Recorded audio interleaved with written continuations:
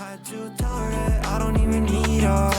Told her bad bitch to keep her feet up. You know the songs and I don't 45 minutes हुए हैं। लगभग मेरे पास में 20 minute 25 minute का समय है। उसके अंदर मैं आपको पहले ये पूरा टॉपिक समझा दूंगा, फिर ये एंट्री क्लियर हो जाएगी और फिर हम भले ही ब्रेक ले लेंगे। मुद्दा क्या है सर? मुद्दा ये है कि renting of residential dwelling for use as residence. क्या बोला मैंने? मैंने बोला renting of residential dwelling. Tension मत लो, एग्जामिनेशन चैप्टर में यही की एंट्री सेम टू सेम दिखाऊंगा आपको मैं। Residential dwelling, DWELLING, renting of residential dwelling for use as residence, for use as residence. अब यहां पर कौन कौन से शब्द मैंने इस्तेमाल किए वो देखना, ठीक है? आइडेंटिफाई करने की कोशिश करना सर्विस किस चीज की है। तो सबसे पहले तो पता चल रहा है साहब, पहला शब्द देखते ही ये रेंटिंग की सर्विस है, यानी किराए पे देने की सर्विस। कोई दिक्कत नहीं सर। अब किराए पे दे क्या रहे हैं? ऑब्जेक्ट क्या है, सब्जेक्ट क्या है? Residential dwelling. आपका सब्जेक्ट, जिस सब्जेक्ट को आप रेंट पे दे रहे हो, जिस ऑब्जेक्ट को आप रेंट पे दे रहे हो, वो क्या है? कमर्शियल प्रॉपर्टी नहीं, रेजिडेंशियल ड्वेलिंग। और रेजिडेंशियल ड्वेलिंग का मतलब होता है कोई घर या कोई बिल्डिंग जिसे हर तरह से रहने के लिए बनाया गया हो। क्या बोला मैंने? कोई घर या कोई बिल्डिंग जिसे पूरी तरह से रहने के लिए ही बनाया गया हो, जिसे पूरी तरह से रहने के लिए, यानी कि वहां पर आप कमर्शियल काम कर तो सकते हो। देखो, कमर्शियल काम तो कहीं भी हो सकता है, लेकिन उस तरह से उसे शेप नहीं दिया गया।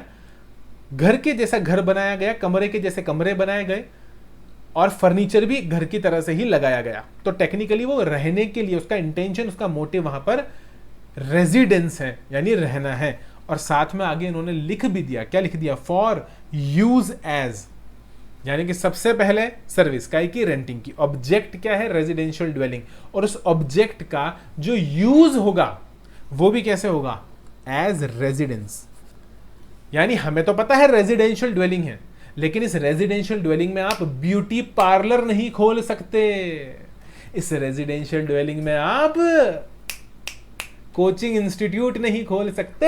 इस रेजिडेंशियल ड्वेलिंग के अंदर आप सीए का ऑफिस नहीं खोल सकते, सॉफ्टवेयर इंजीनियर का ऑफिस नहीं खोल सकते। यानी इसको आप कमर्शियल यूज के लिए रेंट पे नहीं ले सकते। और अगर लेते भी हो तो हमारा क्या ही जाता है। बस ध्यान रखना, ये एग्जामिशन नहीं मिल पाएगी। सर क्या बात कर रहे हो, यही वो एग्जामिशन एंट्री है क्या? हाँ मेरे दोस्त, यही वो एग्जामिशन एंट्री है। ये है वो एग्जामिशन एंट्री जिसकी मैं बात कर रहा था।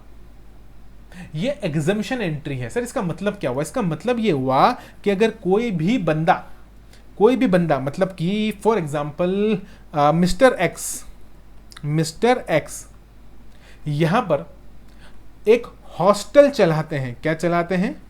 एक हॉस्टल चलाते हैं जहां पर बहुत सारे बच्चे रहने आते हैं। कोटा फैक्ट्री आप सबने देखा होगा, हाफ सीए आप सबने देखा होगा। हाँ जी सर देखा है, हाफ सीए भी देखा है, कोटा फैक्ट्री भी देखा है। वहां पर क्या होता है? हॉस्टल का भयंकर बिजनेस है। पीजी का, पीजी प्राइवेट गेस्ट का भयंकर, पेइंग गेस्ट का भयंकर बिजनेस है। तो प्राइवेट गेस्ट बोलो, पेइंग गेस्ट बोलो, अरे कोई सा भी गेस्ट बोलो, हॉस्टल बोलो, बच्चों को किराए पर रखना है। अरे मुद्दे की बात इतनी सी है यार, राम श्याम घनश्याम मोहन प्यारे, किसी भी नाम से बुलाओ, भगवान एक ही है। बिल्कुल उसी तरीके से हॉस्टल बोलो, पेइंग गेस्ट बोलो, या कोई तीसरा नाम निकालो, धंधा है कमरे को रेंट पे देने का। कमरा है रेंट पे दे रहे हैं, लेकिन बच्चे वहां पर क्या बिजनेस कर रहे हैं? The answer is no. बच्चे वहां पर पढ़ाई कर रहे हैं, दूध पी रहे हैं, खाना खा रहे हैं, सो रहे हैं, रेजिडेंस के लिए यूज में ले रहे हैं।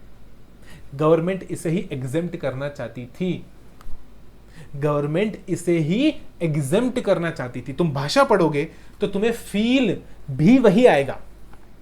क्या फील आएगा? रेंटिंग ऑफ रेजिडेंशियल ड्वेलिंग, यानी रहने के लिए बनाई गई बिल्डिंग को रहने के इस्तेमाल में लेने। क्या बोला मैंने? रहने के लिए बनाई गई बिल्डिंग को अगर रहने के लिए इस्तेमाल किया जा रहा है और इसलिए उस बिल्डिंग को रेंट पे दिया जा रहा है, तो इस रेंट पे जीएसटी नहीं लगेगा। गवर्नमेंट यहां पर उन लोगों का भला सोच रही है जो बेचारे बड़ी बड़ी कंपनियों में नौकरी करने के लिए अपना घर परिवार छोड़कर या घर परिवार को साथ लेकर दूसरे शहर में जाते हैं और वहां पर रेंट पे घर लेकर, यानी अपना बना बनाया घर का मकान, जो पुश्तैनी मकान है, जो पेरेंटल हाउस है, उसे छोड़कर, उस शहर को छोड़कर दूसरे शहर में जाते हैं हस्बैंड वाइफ अपने बच्चों को लेकर और वहां पर रेंट पे रहते हैं। तो क्या उस रेंट पे जीएसटी लगना चाहिए? क्या उस रेंट पे जीएसटी लगना चाहिए? आज मैं हूं एमएम सर। एमएम सर अगर फॉर एग्जांपल मेरे प्यारे स्टूडेंट्स कैलकाटा से मुझे बुलाते हैं, कलकत्ता कैलकाटा से अगर मुझे बुलाते हैं और कहते हैं कि सर यहाँ 1 महीने का live face to face batch आपको लेना है, तैयारी हमने कर ली है, सारे स्टूडेंट्स तैयार हैं, जगह भी बुक कर ली है, ऑडिटोरियम भी बुक कर लिया है, आपको सिर्फ आकर यहाँ पर पढ़ाना है। तो मुझे वहां पर पढ़ाने के बाद अभी 24 घंटे तो ऑडिटोरियम में बैठा नहीं रहूंगा ना, ऐसा तो है नहीं, रात में ऑडिटोरियम बंद करना पड़ेगा, अभी वहां पे सो नहीं सकता, स्टेज पे थोड़ी ना सोऊंगा। तो मुझे क्या लेना पड़ेगा सर? आपको एक रूम रेंट पे लेना पड़ेगा, यानी आपको पेइंग गेस्ट बनना पड़ेगा। आपको क्या बनना पड़ेगा? Paying guest. आपको पीजी लेना पड़ेगा।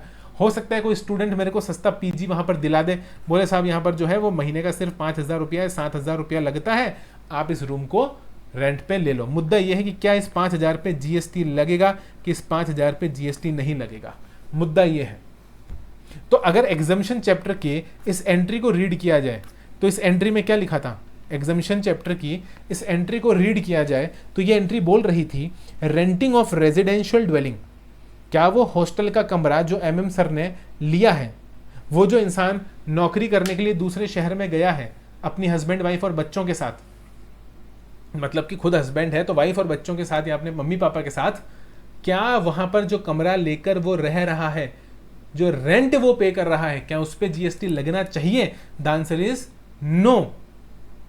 इस एग्जम्पशन एंट्री के मुताबिक नहीं लगना चाहिए क्योंकि रेजिडेंशियल ड्वेलिंग है और उसका यूज भी कैसे ले रहे हैं?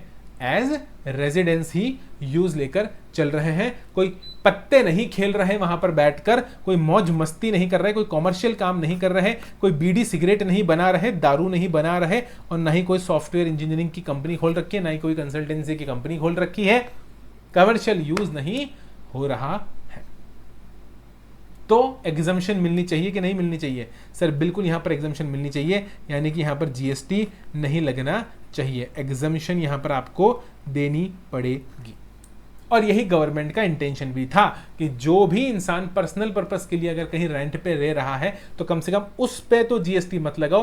पहले ही बेचारा रेंट पे रह रहा है और फिर उस पे भी अगर तुमने जीएसटी लगा दिया तो अब तुम सोचो इंडिया के अंदर कितने सारे लोग ऐसे हैं जो रेंट पे रहते हैं। तुम आरटीआई लगाकर डेटा निकलवाओ पब्लिक डिपार्टमेंट से कि बहुत सारे लोग ऐसे हैं जो रेंट पे रहते हैं, बहुत सारे बच्चे ऐसे हैं जो पढ़ाई करने दूसरे शहरों में जाते हैं, वो रेंट पे रहते हैं, हॉस्टल में रहते हैं, पीजी में रहते हैं। पहले ही उनको वहां पर एक्स्ट्रा फीस पे करनी पड़ रही है हॉस्टल की अलग से। अब सोचो उस पर भी अगर जीएसटी लग जाएगा तो पेट पर बहुत बुरी तरह से लात पड़ जाएगी, महीने का खर्चा निकालना मुश्किल हो जाएगा। घर का मकान नहीं है, रेंट पे रहते हैं, जीएसटी लगा दिया।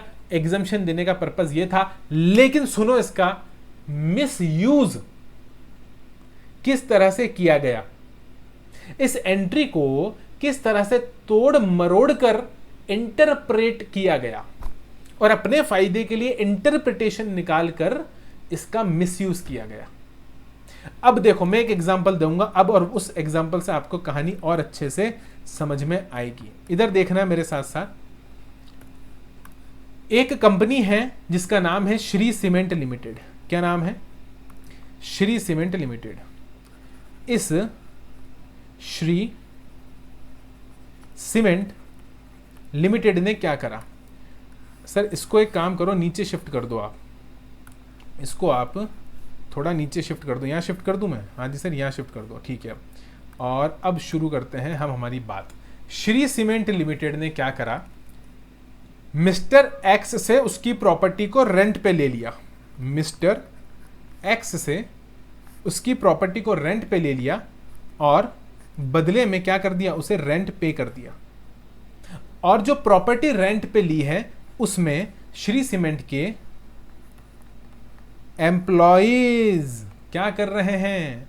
वो वहां पर रहने का काम कर रहे हैं। तो प्रॉपर्टी के अंदर बहुत सारे घर हैं या बिल्डिंग है, ये समझ लो, पूरी जमीन है, बने बनाए घर हैं मिस्टर एक्स के, रेंट पे ले लिए श्री सीमेंट ने और अपने एम्प्लॉयज को वहां पर रहने के लिए क्या दे दी, अकोमोडेशन की सर्विस दे दी। क्या दे दी, अकोमोडेशन की सर्विस, अकोमोडेशन की सर्विस। तो यहां से लिया हुआ क्या माना जाएगा सर, यहां से लिया हुआ माना जाएगा रेंटिंग। और रेंटिंग किसकी हो रही है, तो सर है तो दिखती बात है, कमर्शियल प्रॉपर्टी तो है नहीं, बने में तो मकान ही है रहने वाले, तो रेजिडेंशियल ड्वेलिंग कहलाएगा। और यूज एम्प्लॉइज जो यूज ले रहे हैं वो यूज भी तो रेजिडेंस है, वो यूज भी तो रेजिडेंस ही है। हाँ सर बात तो सही है, बात तो आपकी सही है। यानी अगर मैं भाषा को पकड़ूं, क्योंकि मैंने आपको क्या सिखाया था कि कानून में शब्दों की कीमत नहीं होती, जो लिखे हुए शब्द हैं उनकी कीमत होती है। मैंने क्या बोला, बोले हुए शब्दों की कीमत नहीं होती, जो लिखा हुआ है, जो ऑफिशियल गैजेट में आया है, गैजेट ऑफ इंडिया में पास किया गया है, कानून में जो शब्द लिखे हैं, चाहे फिर वो कॉमा ही क्यों ना हो छोटा सा, कीमत उन्हीं की है, इंटरप्रिटेशन उन्हीं का है। और क्योंकि मैंने आपको बताया एज इट इज क्या लिखा हुआ था उस एग्जामिशन एंट्री के अंदर, उस एग्जामिशन एंट्री के अंदर एज इट इज यही लिखा हुआ था, renting of residential dwelling for use as residence.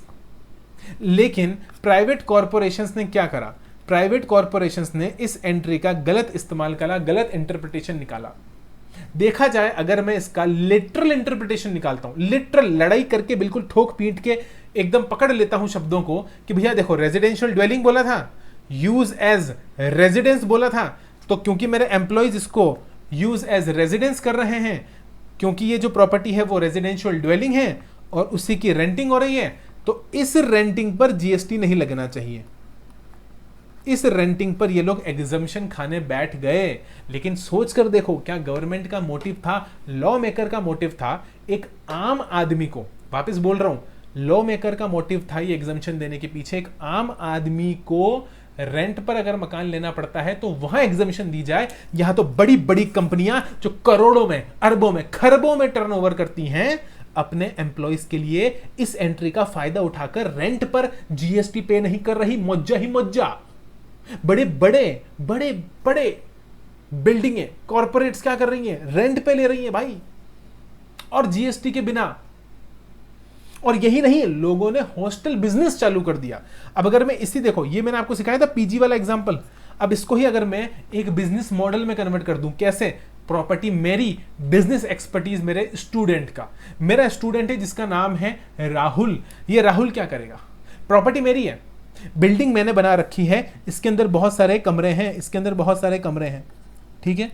Rahul ने बोला कि एमएम सर आपका काम है पढ़ाना, आप हो गुरुजी, टीचर, आपको पढ़ाना अच्छा लगता है, आपको पढ़ाने में आनंद मिलता है, मजा आता है, सुकून मिलता है, हीमोग्लोबिन बढ़ जाता है आपका जब आप पढ़ाते हो। आप पढ़ाओ ना यार, मैं बिजनेस करता हूं ना, मैं बिजनेस करता हूं, आपको पैसा कमा के देता हूं, आप एक काम करो, मेरे को रेंट पे दे दो, आपकी प्रॉपर्टी मेरे को रेंट पे दे दो, आप बच्चे पढ़ाओ, ट्रेनिंग दो, कंसल्टेंसी दो, एडवाइजरी का काम करो। तो राहुल ने क्या करा, राहुल ने ये बिल्डिंग मेरे से रेंट पे ले ली, और उसके बाद राहुल क्या कर रहा है, इसके अंदर हॉस्टल सर्विसेज चला रहा है, यानी बच्चों को, स्टूडेंट्स को आगे पूरे हॉस्टल की फैसिलिटी दे रहा है, खाना बना के दे रहा है, जो भी रहने का है फर्नीचर लगा के दे रहा है, सारी फैसिलिटीज, इंटरनेट वगैरह सब प्रोवाइड कर रहा है इस बिल्डिंग के अंदर। यानी इस बिल्डिंग को उसने हॉस्टल में कन्वर्ट कर दिया। अब मुझे ईमानदारी से बताना कि अगर मैं इसको थोड़ा सा, अगर मैं बिजनेस मॉडल की तरह आपको दिखाऊं, तो एक तरफ मैं हूं, एक तरफ राहुल है, और एक तरफ स्टूडेंट्स हैं, ठीक है। एमएम सर, राहुल और स्टूडेंट्स, मुझे बताओ कि एक ट्रांजैक्शन है कि दो ट्रांजैक्शन है।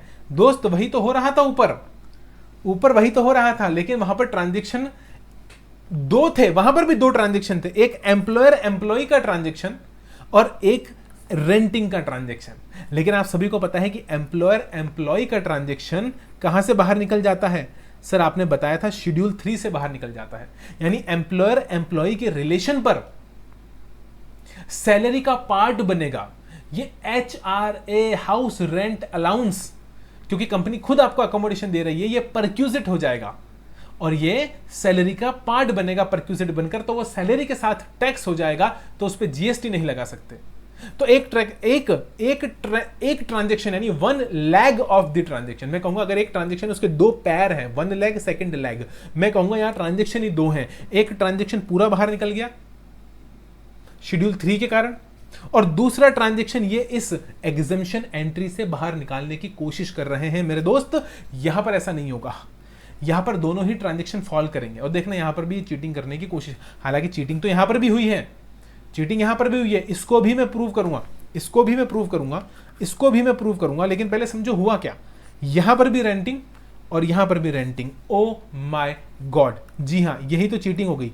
देखो इधर इसने क्या करा, इसने मेरे से रेंटिंग करी और आगे बच्चों को भी क्या कर रहा है, आगे बच्चों को भी तो रेंटिंग ही कर रहा है ना।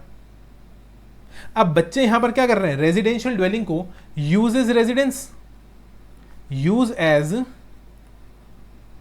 रेजिडेंस, और ये क्या बोल रहा है पीछे कि मैं रेजिडेंशियल ड्वेलिंग को आगे यूज एज रेजिडेंसी तो करवा रहा हूं, मैं खुद नहीं रह रहा।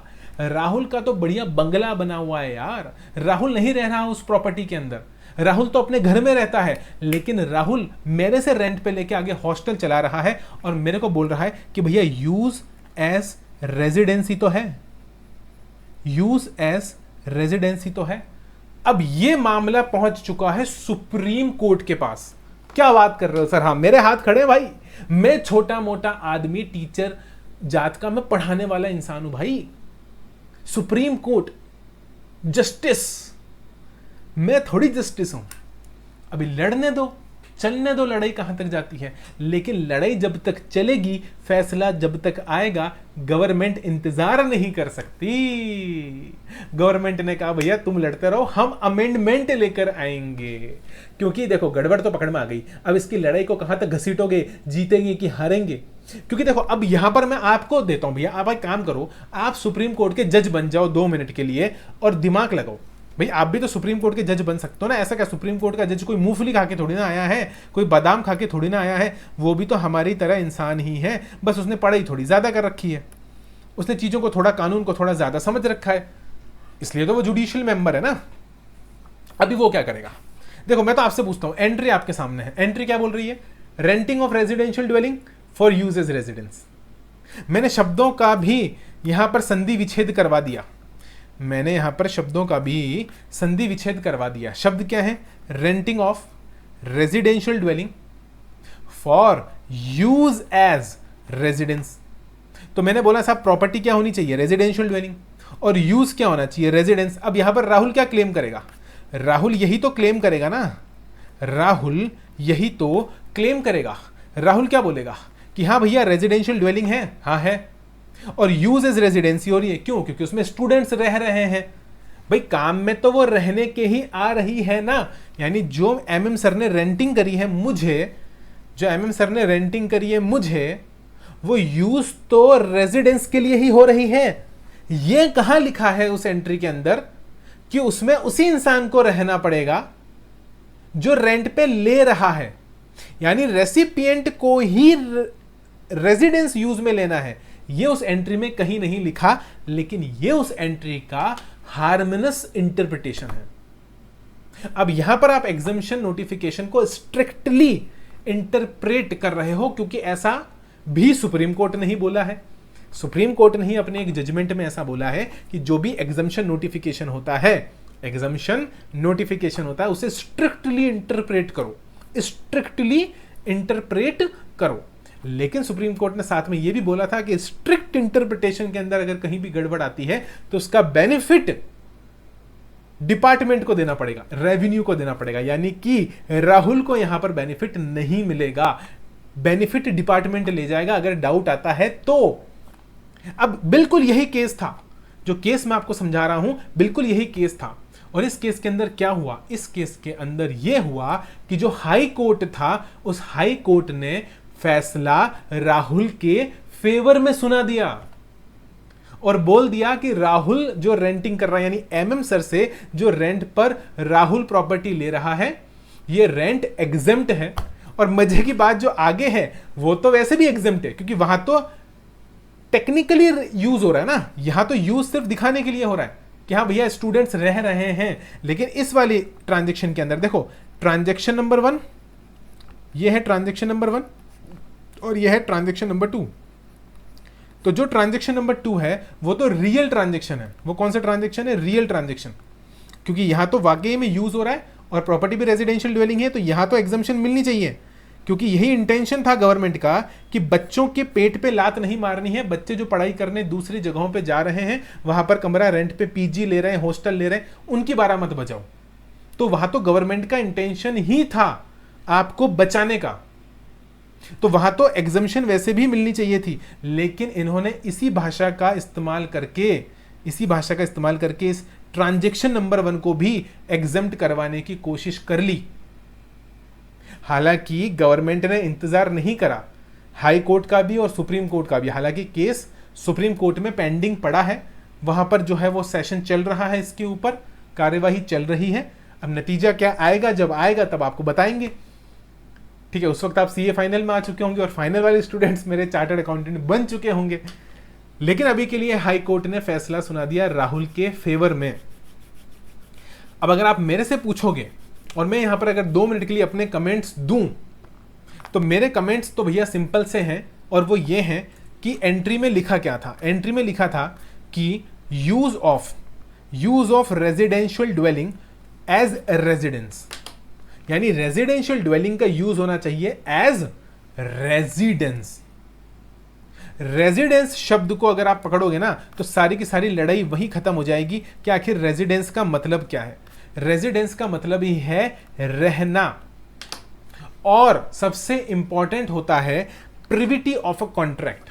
सबसे इंपॉर्टेंट होता है privity of a contract. Privity of a contract मतलब कॉन्ट्रैक्ट की इज्जत, कॉन्ट्रैक्ट की लाज, कॉन्ट्रैक्ट का कोर, कॉन्ट्रैक्ट का मुद्दा, प्रिविटी ऑफ कॉन्ट्रैक्ट। और प्रिविटी ऑफ कॉन्ट्रैक्ट किसके बीच में है?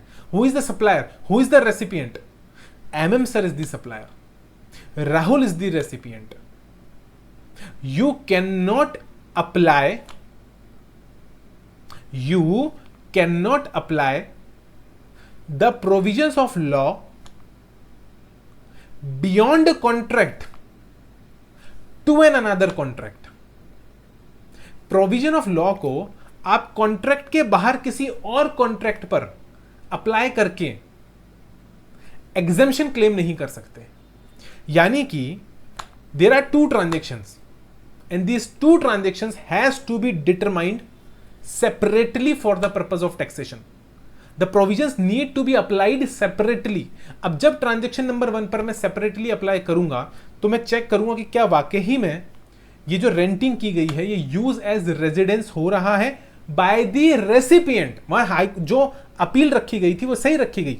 हालांकि अगर आप लिटरल इंटरप्रेट करोगे उस एंट्री को, तो वहां ये नहीं लिखा कि यूज राहुल को ही करना जरूरी है, वहां पर ये नहीं लिखा कि यूज राहुल को ही करना जरूरी है। लेकिन सोच के देखो भैया, सोच के देखो कि जब ये बोला गया यूज एज रेजिडेंस, तो रेजिडेंस यूज कौन करेगा भाई?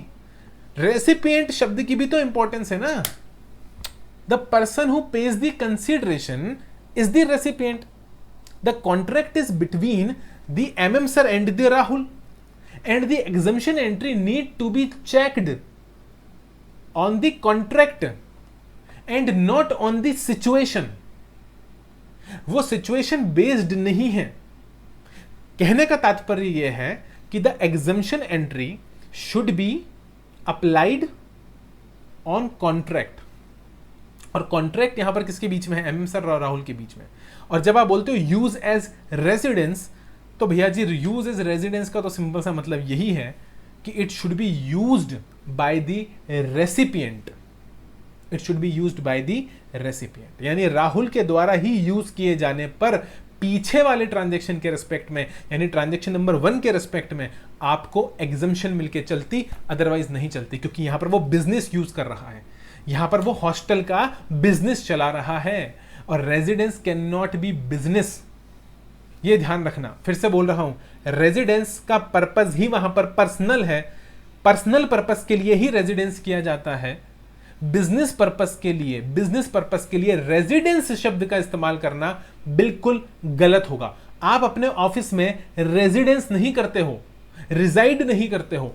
आप अपने ऑफिस में, सीए के ऑफिस में, या आप अपने पापा के ऑफिस में क्या रिजाइड, पापा क्या ऑफिस में रिजाइड करने जाते हैं? पापा घर पे रिजाइड करते हैं। Office is a work place, is not a place of residence. I am again telling you, देखना सुप्रीम कोर्ट क्या बोलता है इसके ऊपर। लेकिन फिर से बात वही है कि जो पहली बात तो सबसे इंपॉर्टेंट है, privity of contract. The recipient need to be identified. The first and the most important thing, the recipient is need to be identified within the contract of renting, within the contract of renting. And the second part, as I said, what is the meaning of the word residence? Means to reside, and the recipient is not residing, the recipient is conducting business. और मैं तो कहता हूं ना साहब कि अगर आप जीएसटी ना, अगर फॉर एग्जाम्पल यहां पर जीएसटी नहीं लगता, एग्जम्पशन ही क्लेम कर रहे हो तो बात अलग है, लेकिन अगर जीएसटी लगता है, सुनो बात को सुनो, अगर जीएसटी लगता है, मैं क्रेडिट ना दूं राहुल को, मैं क्रेडिट नहीं दूंगा राहुल को अगर जीएसटी लग भी गया तो, फिर राहुल क्रेडिट क्यों ले रहा है जब यूज इज रेजिडेंस है? तो क्योंकि क्रेडिट मिलेगा दोस्त जब मैं आपको पढ़ाऊंगा सेक्शन नंबर 16, और वहां पर लिखा हुआ है कि बिजनेस पर्पस के लिए ही आप क्रेडिट अवेल करके चल सकते हो। तो अगर राहुल ये कह रहा है कि नहीं ये तो रेजिडेंस के लिए यूज में आ रही है, residence can not be business, as I said. Business is a work place, is not a place to reside. इसके ऊपर बहुत सारी रूलिंग सुप्रीम कोर्ट के ऑलरेडी भी है जहां पर रेजिडेंस वर्ड को उन्होंने डिस्कस करा है, और उन्होंने बोला है कि रेजिडेंस का मतलब होता है जहां पर आप परमानेंट स्टे करते हो। ऑफिस में आपका परमानेंट स्टे नहीं होता, आप वापस घर आ जाते हो और फिर अगले दिन सुबह वापस आप चले जाते हो। और ऑफिस, मजे की बात, एक कमर्शियल प्रॉपर्टी है। Office is a commercial property, तो business should be in a commercial property, business can not be in a residential property. क्योंकि अगर बिजनेस रेजिडेंशियल प्रॉपर्टी के रेस्पेक्ट में है तो अदरवाइज आप वैसे भी इस एंट्री से बाहर निकल ही गए। अब आप कह रहे हो कि मैं रेजिडेंशियल प्रॉपर्टी का बिजनेस कर रहा हूं, तो बात तो वही होगी ना फिर कि अगर आप रेजिडेंशियल प्रॉपर्टी का बिजनेस हो तो फिर यूज एज रेजिडेंस थोड़ी ना है, फिर तो यूज एज बिजनेस हो गया ना, फिर तो यूज एज बिजनेस हो गया ना। तो ये सारी डिबेट होगी, सुप्रीम कोर्ट में होगी, और फिर देखेंगे सुप्रीम कोर्ट क्या फैसला सुनाएगा। लेकिन जो मुझे आपको